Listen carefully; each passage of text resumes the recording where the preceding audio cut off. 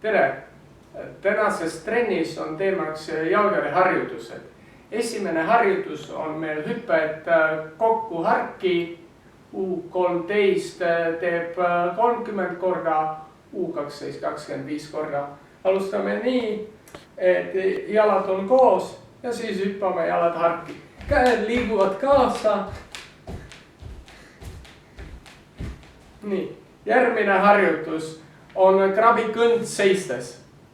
Alustame sellises asendis, et jalad on põlvedest kõverdatud 90 kraadi, käed on ees, jalad on koos. Siis teeme 2 sammu ühes suunas ja 2 sammu teises suunas. Kokku teeb U13 10 kordust mõlemas suunas, U12 8 kordust. Järgmine harjutus on sääretõusud. Need me teeme niimoodi, et alguses on jalad koos, varbad väljapoole suunatud ja tõuseme varbastele ja siis alla. Järgmine on siis paneme varbad kokku, põlved natuke teisest eemal ja teeme samamoodi. Nii, U13 teeb mõlemal 5 ja 15 korda, U12 12 korda. Järgmine harjutus on selline, kus me vajame seina, nagu see siin.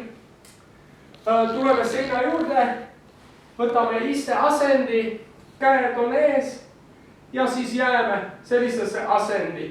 U13 hoiab seda 45 sekundit, U12 40 sekundit.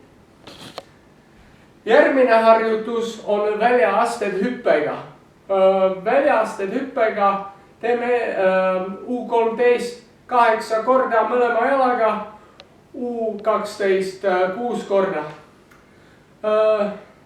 Alustame väljaastega ja siis käed liiguvad samamoodi, nagu kui me jookseme. Ehk siis nii ja siis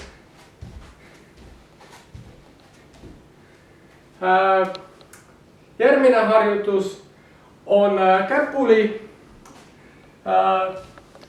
Käpuli tõstame ühe jala kõrvale.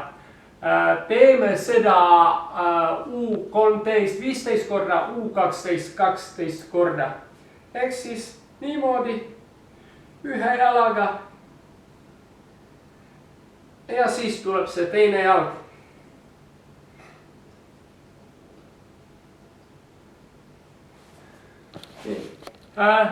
Viimane harjutus on sumokükid.